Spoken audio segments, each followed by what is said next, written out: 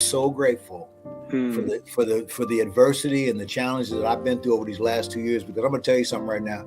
It has raised my profile as a human being exponentially, and I am starting to see that bear fruit. And then there's adversity does not build character, it reveals it.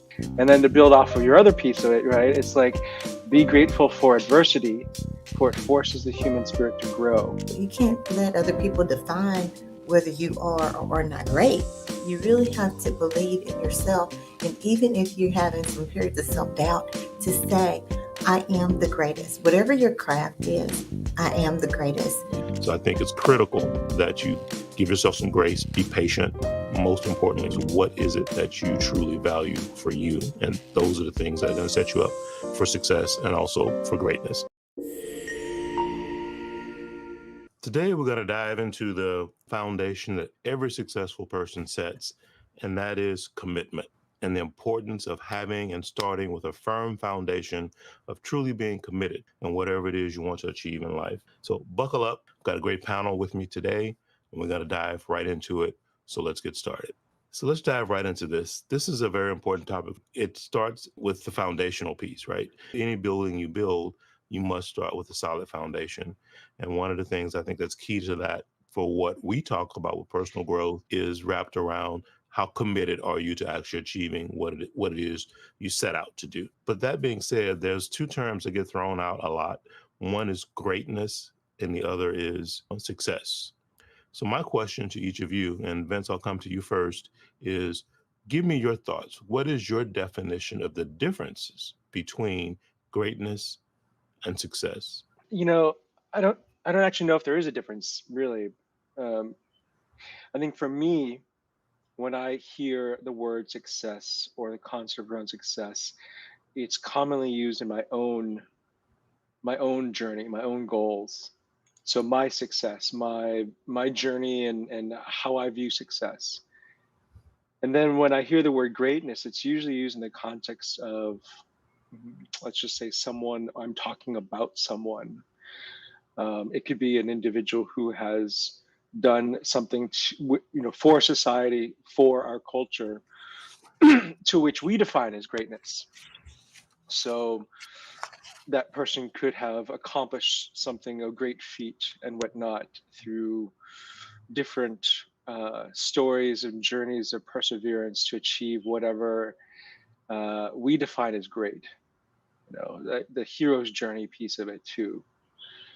But then, of course, I think about it as, I don't know necessarily if I ever thought about, my own journey as being, I want to be great. Um, Actually, when I hear it, I make myself say that, actually, it's like, yeah, okay, I can see that. But just, I don't really use that vernacular in a common, goal setting or whatnot. That's a great way to look at it, right? As to whether or not it's, and I think you mentioned a little bit earlier about is this an inside versus outside perspective, right?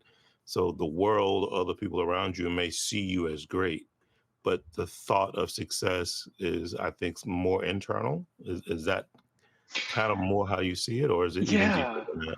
What maybe success comes and goes, because success is at a point in time where we are successful, but then part of the journey is there will always be points of it where success is not always commonly the entirety of the story. And again, that's the point in time where, in my book, my definition, how I have found the most insights for my own journey is to look at those individuals who have not only achieved success, or how we define success, or how they define success, but also, gone through the whole bottoming out. It's the trials and tribulations of, you know um, hitting rock bottom, we like to call it, the lowest point, both mentally, spiritually, maybe even physically. And it's that upward, that change, that mindset shift, that's what fascinates me the most, because in my book, that's what I need to see and hear. That's what, and also part of this is the whole idea of pay it forward. It's being vulnerable and sharing my own challenges and strife with others, but also, giving honor to those mentors who've shared theirs with me, have been how I kind of refill my cup and keep me going to achieve my own personal success. Erica, what about you? What are your thoughts on that? When I think about greatness versus success, really, if you think about it, I think if you have a mission and you have a plan, you develop a plan, and you take those steps to that plan being accomplished, then you are daily being successful. You're successfully implementing the plan. So if you have a mission and you're carrying it out, it's not, I don't think it's the end result that then people say, oh, you're successful. It's the every day that you're taking the steps needed to accomplish your mission, you're successful. Hmm. If we start getting everybody else's definition of whether we're successful or not, well, that's an easy way to cause more anxiety and ultimately depression because you're always letting other people define whether you're successful or not.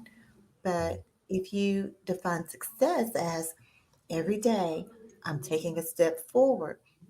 And yes, there'll be some days where you feel like you're taking a couple of steps backwards or you've just totally fallen down.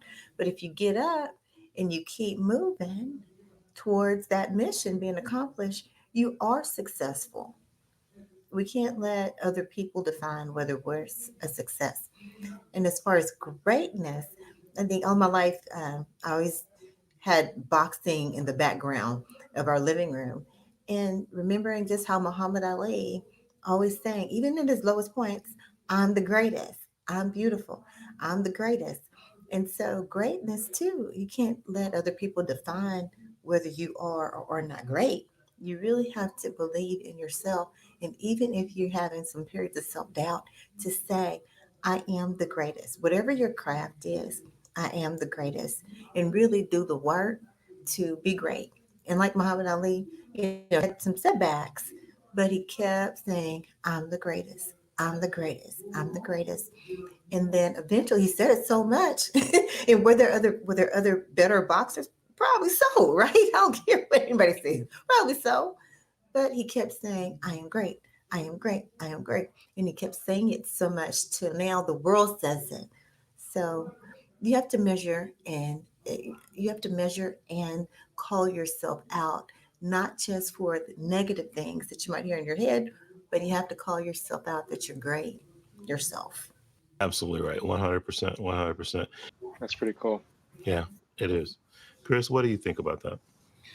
When you say the words great and success, I think that they're tied together in one respect, but I think they're very unique to each other in other respects.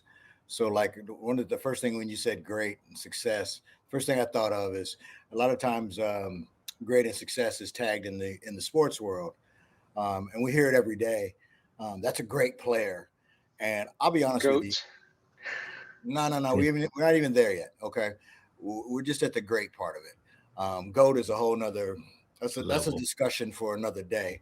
Hmm. But my reality is, if and I'll use that. Like I said, I'll use athletics as the analogy. There are a lot of really really good players running around, um, but they, for whatever reason, because we're always hyping sports, the prognosticators are hyping sports. They're quick to throw the he's a great player. Well, he's only been around for this particular individual has only been around 2 or 3 years. How do you how can you define greatness in a three in such a small sample size? You know what I mean? I believe that it takes a lot of time and a lot of consistency and having a lot of success before you can actually truly tag someone as great, because it has such the meaning on it is so the scale on it is so broad. Does that make sense? I mean, Yeah, totally. and then so let me back that up and I'll put that on myself because I think that was kind of a self question. Um, so when I'm looking at myself, I'm saying, I've had success in my life. Do I view myself as a a great person, or all my accomplishments are great? Absolutely not. I view my accomplishments as good, and what I'm aspiring for, if there is such a thing, is greatness within the confines of that. but I typically judge myself on my success. Now here, let me take it one further with you as far as success. A lot of the problems that a lot of folks have, myself included, is we want to judge our success against another woman or man's accomplishments, Yeah. and that is a recipe for disaster in my book. And I'll be honest with you again, I've suffered from that over the course of my times. I've got, just the panel here. You guys are some great individuals, okay? And you have your successes or individual successes. Do I want to sit here every day and try to put my successes up against your successes? Absolutely not, because it's just going to lead. It's going to lead to a lot of, you know, a lot of insecurities are going to come out. I'm going to be constantly, it's kind of like keeping up with the Joneses per se, which we all know is not a good thing. And I'll be honest, I'm finally at that age now where I can say that I'm coming down off of off that hill. I'm not going to die on that hill where I'm sitting there comparing myself to Brian or comparing myself to Vinny or comparing myself to Erica, because I'm going to lose every time, to be quite honest with you. So I've taken to the point of saying, well, first of all, you set what your goals are, and within that, that's where you find out how successful you are with your own individual goals. So what I'm hearing you say, based off of your sports analogy on length of time, is that greatness in your mind is about like how many times or how they've shown up over a length of time. A product of time. A product of time. Yeah. Yes. So they're great because they have persevered. I guess you could say that. I guess you could say that. So then whose definition of time, or whose definition of the ups and downs, who defines that? Is that society? Is that the rest of us? Is that individually? Well, I think it's an individual thing, and I also think it's a collective thing. I think a lot of people are going to have opinions, because it's all, at the end of the day, it's opinions. There's no test or no thermometer, no type of meter or tester or reader that's going to say, okay, on the meter, this is the greatness level. There's nothing out there. It's subjective. So then, coming back to Erica's story about Muhammad Ali, then, and his own personal perspective of he's the greatest. When when you first heard all that, what did you first think? Like, because I feel like he was doing that, at least if I recall the first time I heard those statements. It was fun, it was jovial, it was a little bit of showmanship, but it was also like confidence, and that's what I feel like. Of course, there's a little bit of components around, I wouldn't say arrogance is also, but I mean, when someone would make that statement about themselves, there's always that little bit of that too. But then, of course, if that individual can back it up with achievements, etc., then it's like, oh wow, this guy's actually pretty great. Well, I think if you're looking at the history of, if we're just going to stay in the sports arena as kind of the example, there's been many a guy that's come along and said he was the greatest or he was great, and then by your definition, he was good. By my definition, he was good. But I think with Muhammad Ali, he actually, over the course of his career, spoke it into existence. So that doesn't mean he didn't have his failures, but more often than not, he was successful at his craft, and he was damn good at it, to be honest with you. But I think it was really one of those things. And you also have to look at this could go super, super deep. You have to look at the time that he came out of. It was really about trying to separate himself from a lot of the things that society used to keep him down. So it was one of those things. He's like, I'm going to rise above all this stuff and keep it pushing. Yeah, was there a little bit of arrogance in there? Yeah, but I also think that he needed to be arrogant, considering what the challenges he was going to face on a day in and day out. And a guy like him, I guarantee you, some of his haters were standing right in the same room with him. So, just getting, keeping yourself, elevating yourself above that, because as we all know, society was not set up for people like us to literally succeed. It was not made for that. And we've constantly and continually over the course of time, and even into today, we are constantly, fighting to break out of that. It's a day, it's a daily fight for me. I mean, I'll be honest with you.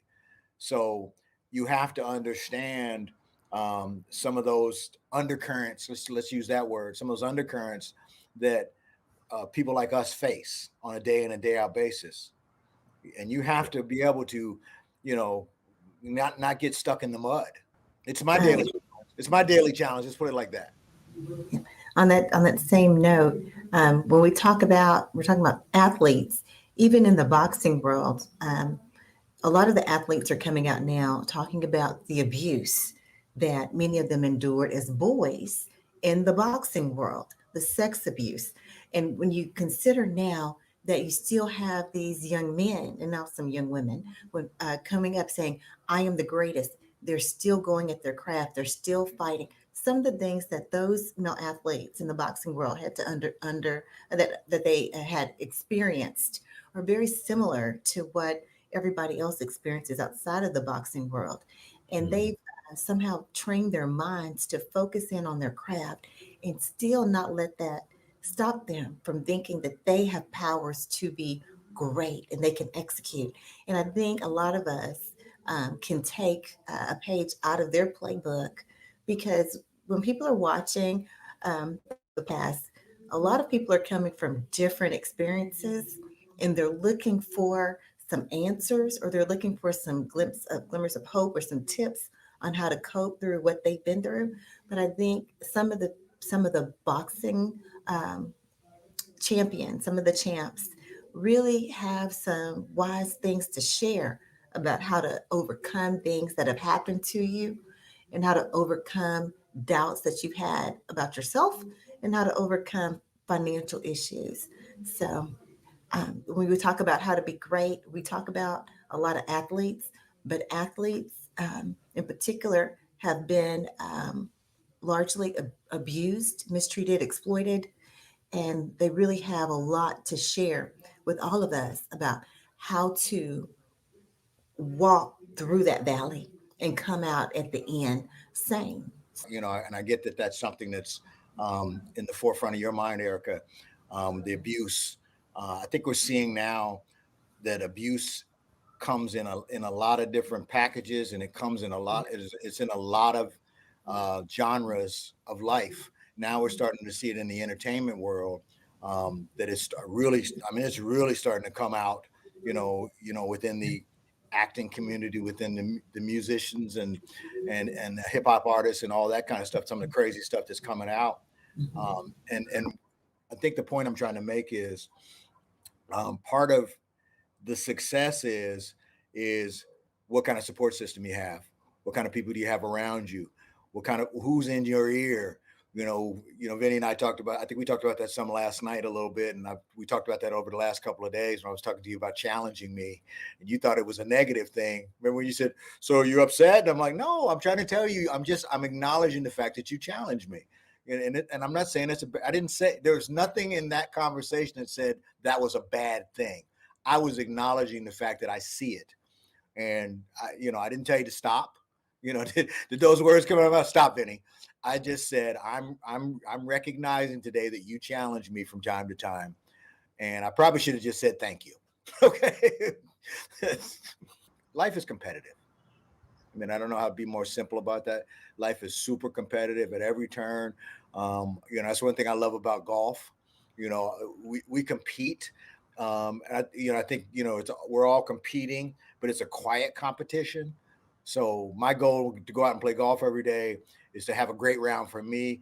It's not to make my friends look bad. It's not to be at their expense, any of that thing like that. I'm looking to have a good. And you guys challenge me on that front, but it's a different kind of challenge. Mhm. I love it because it's starting to bleed back into my normal everyday life. You guys know I've been in a dark place for the last almost 2 years, and my competitive juices are all of a sudden returned. I'm not so sensitive. Um, I'm meeting the challenge. You can be in my, Vinny, you in my face. I look at you and I want to slap you, but that's what my mind says. But that's not what I want. I want you to be Vinny because you're my friend and you're my dear Mhm. friend and you care about me. But those are the type of things that, having, being at an age that you can understand it. I think a lot of young people don't understand that. Being, we all got, you got young kids, right? We all others got grown kids, and even today, having a grown daughter, challenging her sometimes, and having to explain why I'm challenging her because the immediate thing is she gets a little butthurt and a little bit offended, and I'm like, no, no, no, honey, that's not what I'm here about. I'm trying to figure out the right words to say to you at the right time to get the most out of you, so you'll get the most out of yourself. Because at the end of the day, you got to walk the path. I can't walk it for you. For you. Right. And the same Right. thing, with that being said, that's the same thing with you guys challenging me from time to time. You're challenging me because at the end of the day, I got to walk the path. Yeah. Yeah.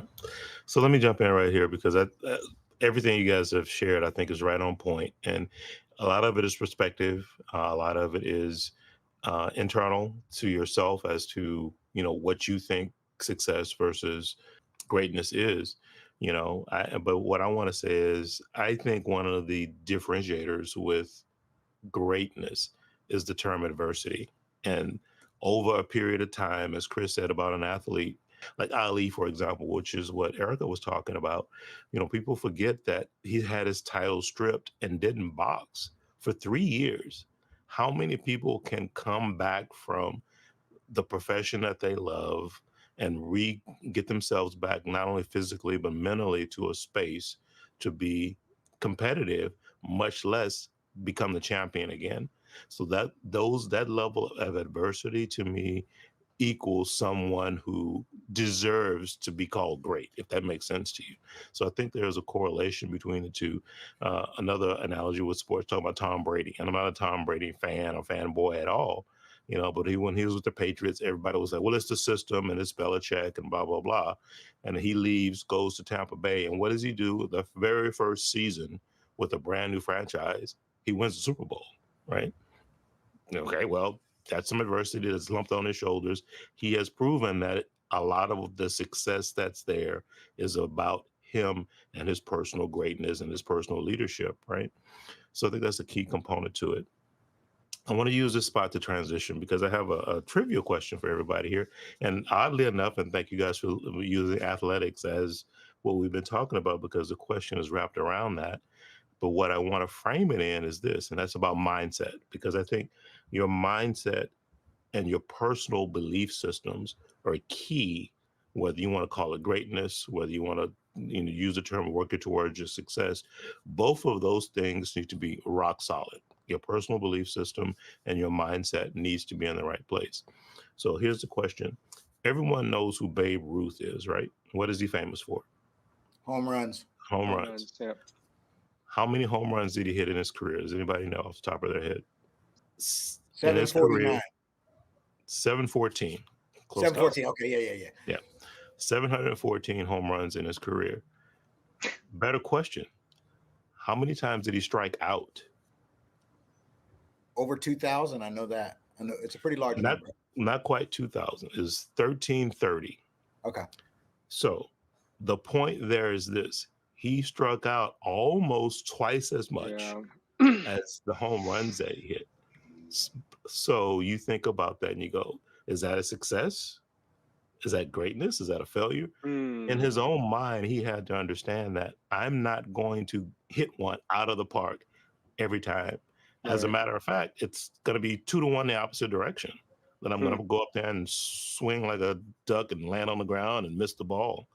But I can't let that dissuade me from my ultimate goal, and that's to go back up there the next time and still swing like a madman for the fence, right? That's the mindset, and that's what I'm talking about. So let's get into that. Let's talk about mindset. Let's talk about belief systems and why that's also important to whether you want to call it greatness or just achieving the success you want in your life. How does your mindset play into that? And who wants to tackle that first? I'll jump in on this one. So, Erica brought up hope, and I was thinking about that a lot. because, in my opinion, in order for one to, or at least myself, think about success, think about greatness, the mindset, it starts with having hope, the belief that you can and you will, or, you will achieve this. Because, when I think about those stats, those numbers, I'm like, okay, yeah, the perspective is he was at bat at least 2,000 times. Because, you add in the number of strikeouts, the number of home runs, and like, okay. And then I remember right out of college, one of my mentors, this guy, Bob Lees, who I just talked to yesterday, we were catching up on stuff. He was one of the first persons that said, he would jokingly say this to lots of people, especially young college graduates, about he held the great title of having the most number of rejection letters from all the different employers. He would jokingly say this to people, as a fun thing. But then also, he also stated that too, he had the most number of acceptance letters. So, I hear this duality between individuals who have changed their mindset or keep a mindset of, well, one, I guess I think about is, don't take yourself too seriously. Don't be so hard on yourself. But also, that ability of, like, you got to keep trying. Like, there's no success without failure. And I believe that. I believe that in a sense of, this is something I want to achieve, but I catch myself, my own internal protest behavior. Your own little oh my God, Silencio Bruno. That's what my 9-year-old says. It's the Disney movie Luca, where your internal commentary is, you're not good enough, you're not worthy enough, you don't deserve this.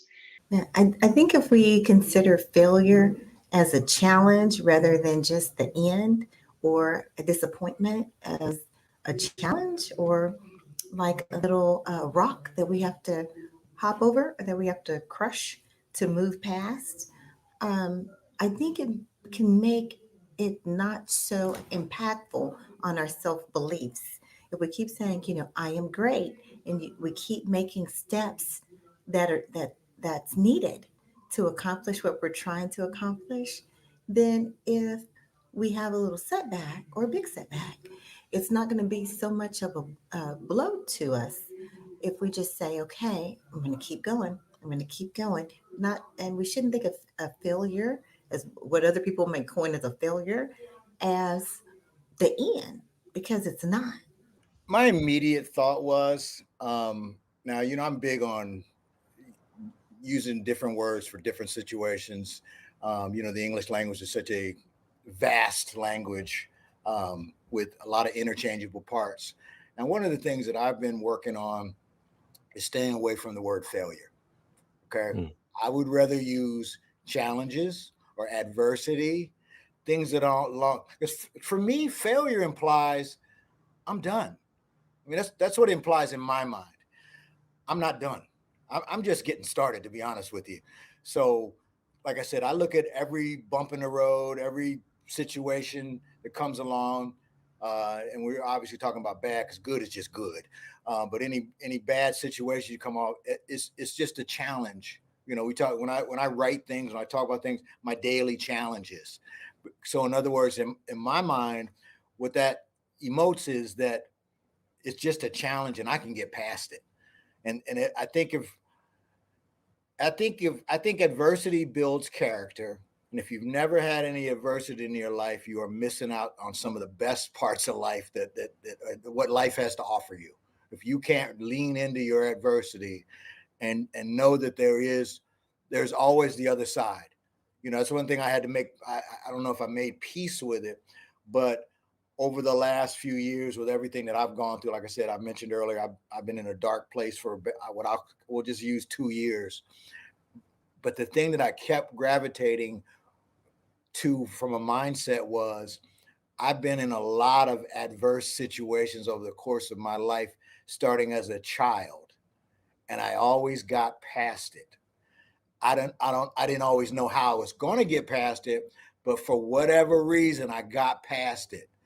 Grace of God, Just the way I'm wired, the way I've been put together, and the way I'm wired, the way I look at things, the way I think, the whole 9 yards. But for me, I'm definitely at that age now where it's almost a default mechanism. When I run into some adversity, once I kind of get at you, because you get in that, you're in that moment, right?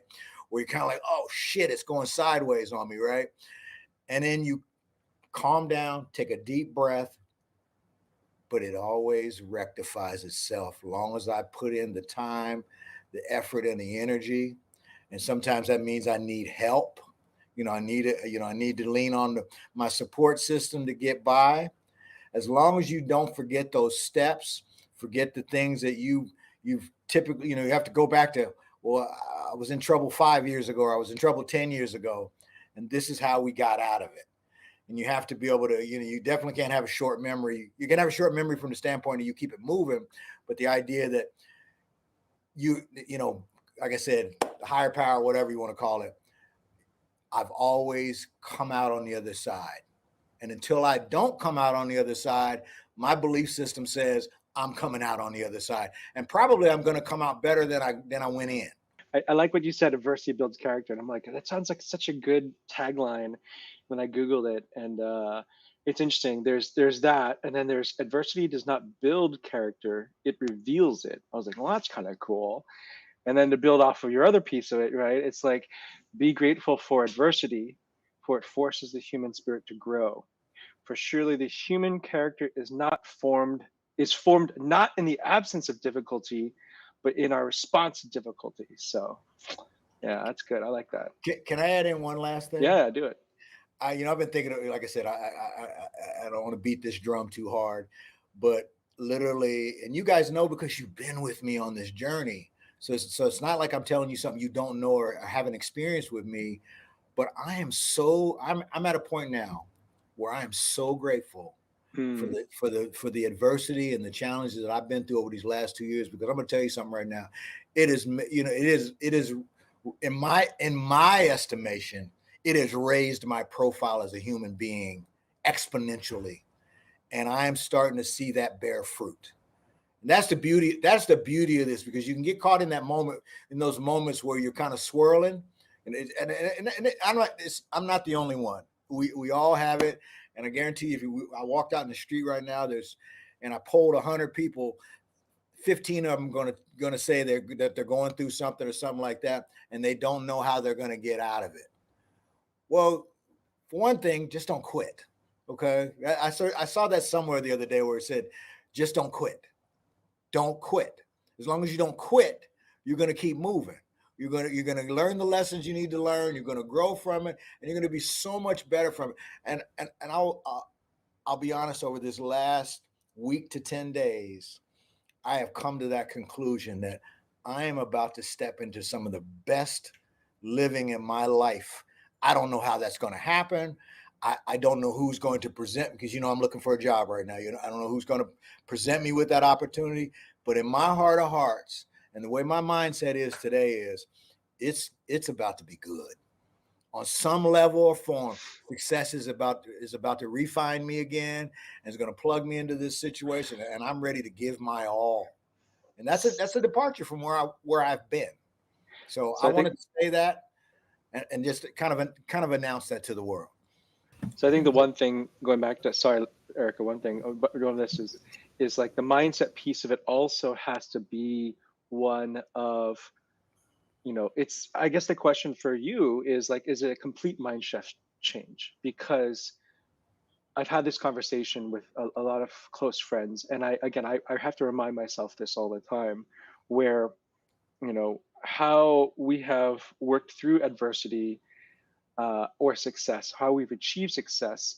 A lot of times we find ourselves in a rut, and maybe part of the success of achieving or moving towards success is the idea of our ability to change our mindset, in the realization that how we've done things in the past, this is the whole, like, Albert Einstein, famous quote, I think the definition of insanity is repeat, doing the same thing over and over again, expecting a different outcome. And so that's the piece where I kind of remind myself, but also my close friends. I'm like, applying for jobs, all these different things.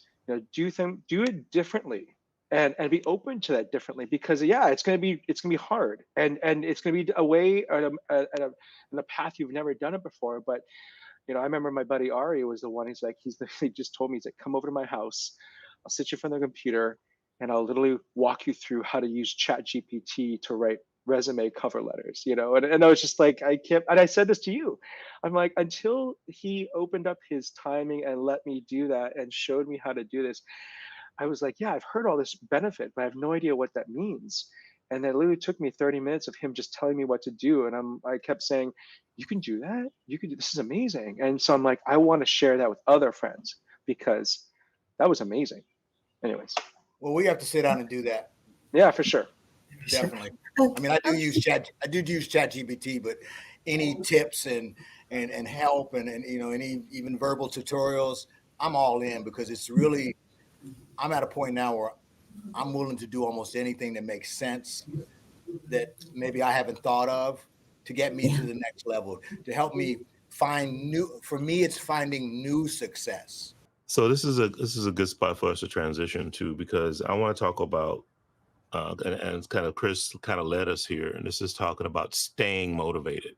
So when we talk about that, obviously adversity is one piece of it, and as Chris was stating, you're going to experience different levels of adversity as you go through it, which can knock you to your knees at different times, right? And sometimes have you flat on your back. The question is, how do you stay motivated? How do you pick yourself up, dust yourself off, get back in the game? So from a sharing with our audience standpoint, and I'll come to you first, Vinny. What are some of the things that you do? What are your tips, your techniques to keep yourself motivated in those times when it's kind of dark and gray, and you're not really sure, what's around the next corner, and what your next step should be? It's a combination of, I would say, two major things. One is the self-reflection piece and the personal growth piece. So it's making sure that I make time to receive a lot of insights and feedback. It's the audiobooks I listen to. It's but then of course you have to reflect on what that means to you. So part of it is just to let it sink in. But I think the biggest thing is really it's the company I keep. So it's the people I surround myself with, because at the end of the day, we are social beings. And I know my attachment style. So I enjoy being around the company of others. And the realization for me more recently than not is it's also the individuals and their energy that they bring, both individually but also to this community. So being very cognizant of the types of energy that I allow in or I surround myself knowingly, to ensure that I'm one, it's a give and take in terms of sharing. I think we've all known individuals who are quote unquote called energy vampires, where they just take, and it's also the how they view life. Is it do they view life in the perspective of fear and it's going to happen? It's not a matter of if but when something will go bad, and it's just not something that I really want to continue to be around all the time. So I think for me, it's being a little selfish too. It's just making sure that I take care of myself first and foremost, and then of course the next priority is my kids. Chris, what about you? What would you want to share on that? I think of things like optimism versus pessimism. Um, how do I want to frame this? Um, Nothing's etched in stone. We have those people that they think that the outcome's already been decided. And I'll be honest with you, I don't like people like that. I mean, well, let me back up. That doesn't work for me. Okay. At the end of the day, I don't, I don't, typically when people like that are around me, I can only handle so much of that in my diet. So I gotta like literally you get to a point where you got to step off, because for me, it ends up, if someone's polluting my my thoughts, then I'm trying to gracefully get away from them, because it's not going to help me out. I mean, I've come a long way to get where I am today, and my history, my track record, my experiences tell me that there's all that from the bad something good will come, and you have to think like you. But that's a conditioning. So I condition my mind to be like that, because that's how I honestly believe things are going to get done. That's how I think the world's going to keep turning and moving. Um, Not being 100% selfish for myself. I think we're all selfish in our own right. But the fact of the matter, do you allow your selfishness to completely overshadow everything that you're supposed to be about, everything you're trying to do in your life? I believe in the, leaving it better than you found it. Um, Things of that nature. And always trying to, I pride myself on being a solution guy. I want to be a solution based person. I don't want to, they say you're the part of the problem, you're part of the solution. If given the choice, I'm gonna always be a part of the solution. I mean, that's a no brainer. Do you know if you're part of the problem or the solution sometimes? Sometimes I don't until we get into it. Hmm. Sometimes I need an attitude adjustment. I'll be the first one to say that. I'm definitely not. I hope I'm not giving off that impression like I'm sitting there saying that, you know, I do. When I say do no wrong, I mean that I don't sometimes bring negativity to it, to a situation, Okay. and sometimes it has to be a corrective measure in the process. So you snarked. So now what is? So what did that mean, No, Vinny? no, no, no, no. I'm just chuckling just because I know you. That's all. Yeah. So let's shift gears one more time here. So we talked about obviously greatness versus success and what that means, and gave some background on all of that. We've gotten into belief system and why we think that's important, and part of that is adversity, and obviously getting up, staying motivated, keeping yourself moving forward. But a lot of the times it also boils down to the simple fact of taking action, right? Because as you know, Vinny, you said this a moment ago about um, the whole Einstein quote of, keep doing the same thing, but and then expecting a different result. Well, you are taking action in that case, but it's the same repetitive action, so you get the Hmm. same repetitive result.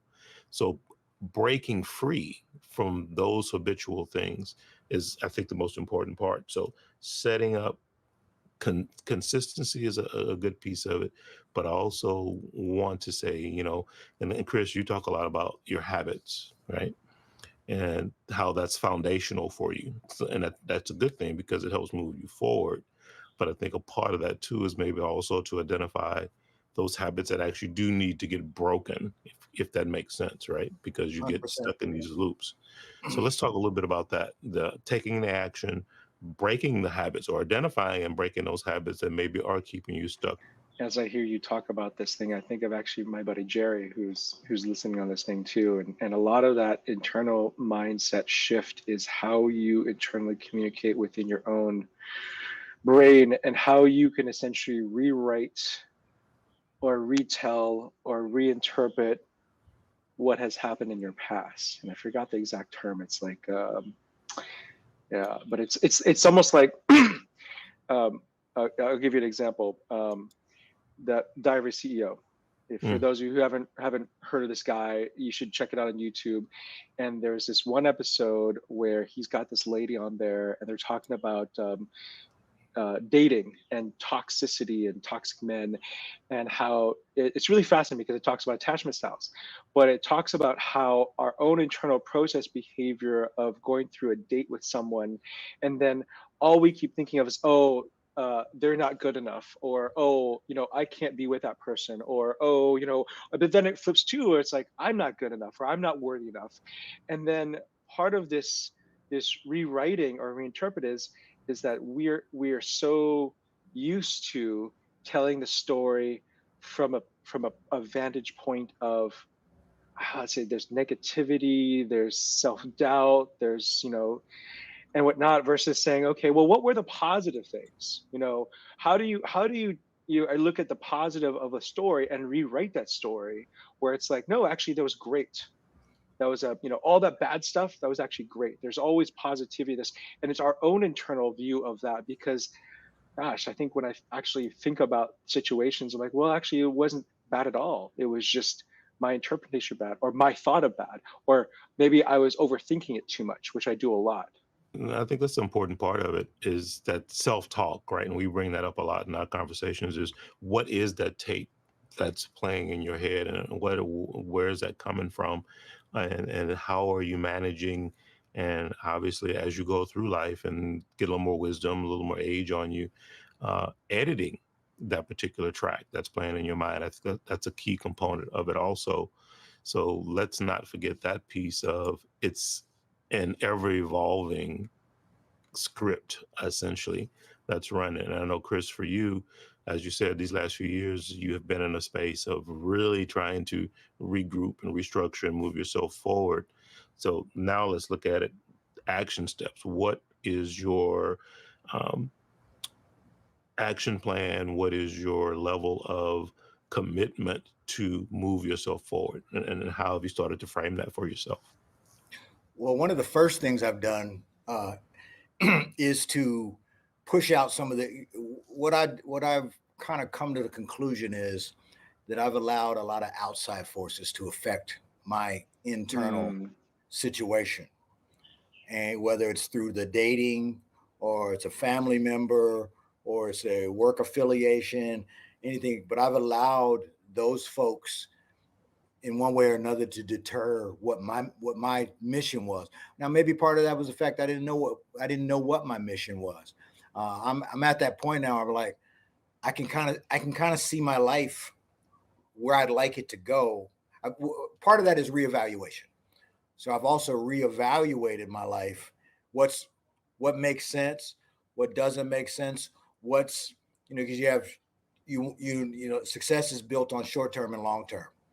So I think before you can have long term success, you have to work on short term success. So right now, my focus is on the short term success and the recreation of habits. I'm going to go back to that. Um, for someone like me, and I don't think you guys are necessarily any different, but for someone like me, my habits are everything. And one of the things I discovered is through just rediscovering my love of life is that exercise, sports is a very big part of that. I have finally got off the schneid. I've been in the gym almost a month now, nonstop. I've made 95% of my starts, as we'll call them starts. Um, it's a sports analogy, but I'm going. Let me say this: I am so sore right now from the nonstop trying to get my body to start to perform again because it's a performance thing, right? It's a reconditioning thing. But I'm like yesterday, Vinny. I was so beat up. I mean, I was actually glad you got me to come out of the house last night. But I was literally, my knees hurt, my ankles hurt, my shins hurt, my shoulders hurt. I mean, my back hurt. I mean, everything hurt, but my spirit was alive. And what I looked at it was, and how I've been approaching this is just a reconditioning, a reformation of habits. And the pain that is associated with that is just part of the process. That's the challenge. Once I can, if I keep this, not should what I shouldn't say, if I keep this up, as I keep progressing through this, it's going to get markedly better for me. Not to mention, I'm getting in better shape again. For the record, I'm down 8 pounds in a month, and those are measurable results, right? So I'm Absolutely.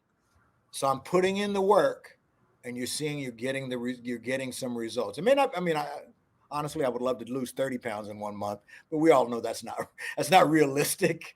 So I've had to like pare it down and say, okay, what's realistic based on where I've been, where I'm trying to go. What is a reasonable, attainable goals to as I say, put the car on the road and keep it on the road. Yeah. 8 pounds a month ain't bad. So in theory, if I keep on keep going through this process, in another 2 months, I should be down another 16 pounds, which is right in my goal range. So I guess the point I'm trying to make is when we start talking about action plans and goals and levels of success we're looking to create, it has to be some, at least in the beginning, it has to be a manageable type situation. I cannot say, I'm going to lose 30 pounds in 1 month. Now we're talking about possibly setting me up for failure. Mm. What was the thing you were just telling me recently about the whole, your gym membership being so darn cheap, and everyone in the beginning of the year is always like all in the gym, and then it kind of tapers out come X months later on because it's so cheap, and everyone's just like, I don't need to go to the gym. Yeah, my gym membership's so cheap, and they're literally banking on that business model because they know that they're just making Yeah, the money. 100%. No, it's funny. You're funny. We talk about that. I've been in and out of gyms for the last 30 plus years. Well, probably almost at least 30 years, and it's a cycle. So Yeah, on January the gyms are going to be packed right after yeah, Christmas, after New Year's. Everybody and their brother going to be in there. You're going to see people you ain't seen in years, and you're going to see them for the first 1 to yeah. 2, possibly 3, and then you're going to slowly see them disappear. And then now it's too busy to come. No, you weren't too busy to come. You just didn't make the necessary time. And I think that's part of one of the successful equations of life is making time for the things that you deem to be as important Right. or a priority. And this is just one of them. Like I said, while I may be struggling trying to get myself integrated back into the job market, I'm allowing the gym game to literally infuse my confidence first and foremost, which will help me overcome any self-esteem issues that I may or may not be experiencing from day to day and from time to time. So I think the other thing too, going back to your statement question around action and whatnot, is the accountability piece. To ensure that you maintain that level of habits.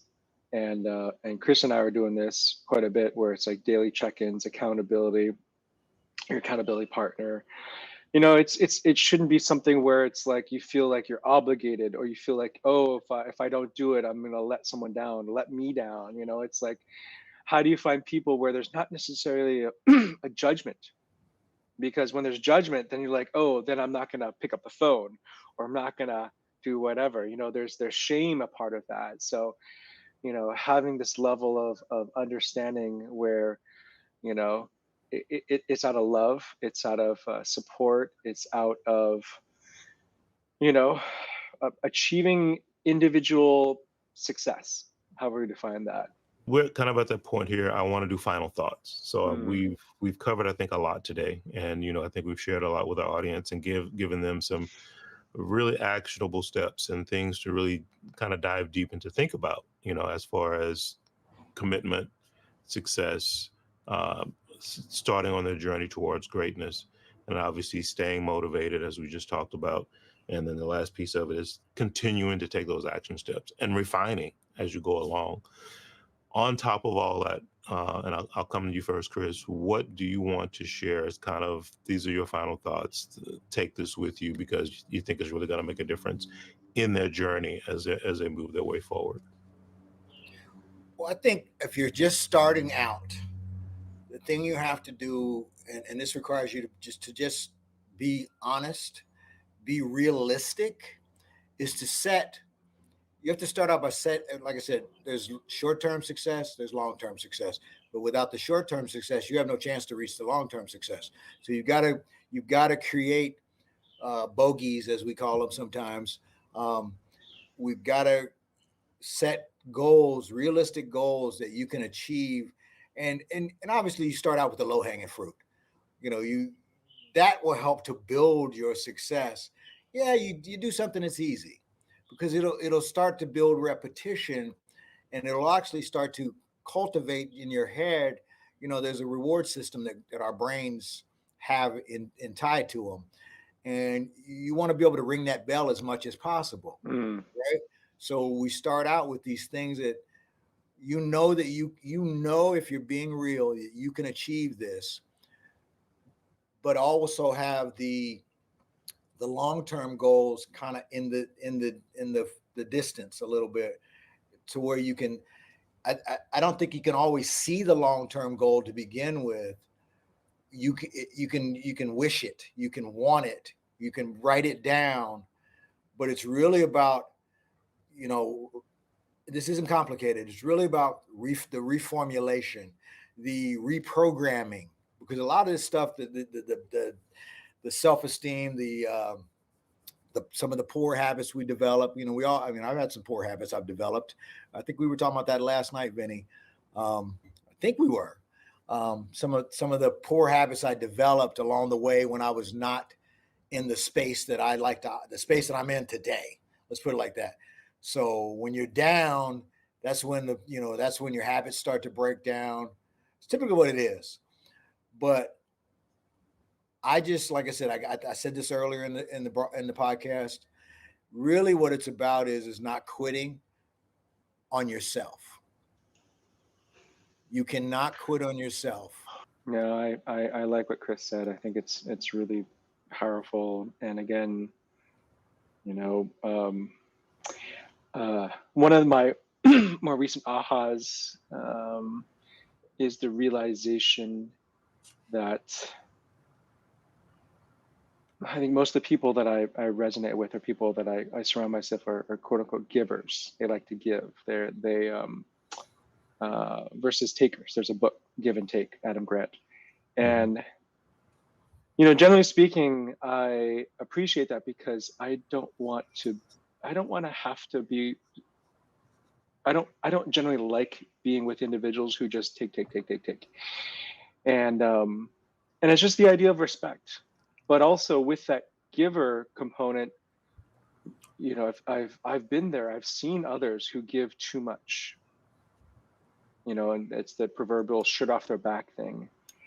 And so part of this whole evolution to Vincent today is realizing that I have to also look after me, like me first and foremost, no matter what. So that goes back to Chris's comment about, you're really living your values. And then part of that too is like sharing that and saying, hey, this is my boundary, and having boundaries and sticking to those boundaries versus just compromising. So, for the last, I don't know, a couple months, that's been, you hear this all the time, set your boundaries, do this, to ensure that, and you express this, you share this with others, saying, hey, this is not okay. I'm not okay with this. And then, but also the realization that is, you don't have to play that game. You have a choice in this. And that's the hardest thing. I think that's like the most difficult thing that I've realized in the 45 years is that, the game's there. If you want to play the game, great, but you don't have to. You can walk away. You can say sorry. And that's the whole Stoic mindset of you can't change others, but you can change the way you view it. And that's really hard. So I encourage all of you who are going through trials and tribulations of your own. We all know this. Life is not easy. It's a challenge. But going back to what Chris said earlier, is if you can change your vernacular and your vocabulary, and you can adjust it in a way where it's positive, because words do have power and meaning. And and I've always said this in this, just be kind to yourself. Just give yourself room. Your biggest challenge is yourself, and it's your own interpretation of where you should be, how much you should be making, where you should be living, versus just saying, are you happy? What are your goals? Are you healthy?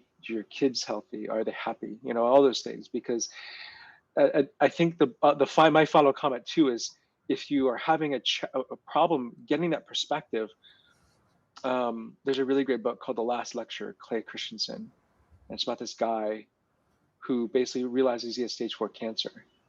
And it's about his journey of realizing that he's not going to be on this earth in a short period of time. And that's the perspective that, to me, which drives me to think about what are the most important things as I view success, or I view as greatness. Two things, two pieces to it. But the first part of it, and it kind of ties back to what Vince was just saying, and that is about what's important to you. And I think that is a question that people really need to take some true time to sit and get comfortable with. And basically, what it is what do you truly value in your life, right? And the operative word there being you. What is it that really resonates and makes a difference to you in your life? Because you can spend years and years and years trying to hunt and kill something that you actually don't value. You feel it's important because of what the world says and this and the judgment and the comparison and everything else. And then guess what? You kill it and you go, well, that's not satisfying. And that's because it didn't actually mean anything to you. You thought it did, but truly taking that time to figure out what it is that you truly value. Second piece is um, patience, and more so being patient with yourself, because there's going to be an ebb and flow to how you work your way through that journey. And that's just the nature of life. So there's going to be the good days, the bad days, the good months, the good years, et cetera, et cetera, et cetera. And we can all go back to COVID and the pandemic years, literally, and how that changed our focus and impacted our lives. Unexpected, nothing we could do about it. We all had to just live through it. So those are the things that we have to deal with as we work our way through that too. So I think it's critical that you give yourself some grace, as Chris talks about, be patient, but most importantly, at least from my perspective, is what is it that you truly value for you? And those are the things that are going to set you up for success and also for greatness. I have one last ad. You always get me on this. Yeah. Always get me on this. So, we were talking about, obviously money. We were talking about success. We're talking about value. Um, One of the things that I find that's very important to me is people. I've been saying this for probably the last year or two. People are the commodity. Money comes, money goes. We're in a disposable society today where people get thrown away on a daily basis. They didn't do this, they didn't do this. And you see it in the sports world a lot. Mm. You could do this, and then next week it's like, nah, he got a step or two slow. So we're gonna move in the next guy who's a little bit faster, something like that. I don't ever want to go out, and trust me, it happens every once in a while because I'm human, where I make somebody feel like that they're disposable. Mhm. And it is, I think it's one of the worst feelings you can put on somebody to make them feel insignificant. Um, I was having a discussion the other day about um, bartenders. Matter of fact, we were talking about this last night too, Vinny. The bartenders, right? And how sometimes they make the customer feel so insignificant because they're having a bad day, or they didn't like something, um, and sometimes those are moments to be able to. Those are educational moments, and sometimes those are moments to just leave alone. But like I said, people are the commodity. I always want people to come into my space to feel like they are worth something to me and to the rest of the world. Well, but also part of that, okay, my final thought is, acknowledging what a toxic behavior is or a toxic culture is. It's really important because otherwise, then you're thinking that you're the crazy one, and that's tough. Well, gentlemen, thank you so much. Everyone out there, I hope you got value out of this episode. Be sure to hit that subscribe and also the like button if you did. And until next time, take care. Definitely take care of each other because that's what matters. And we'll see you soon. Bye now.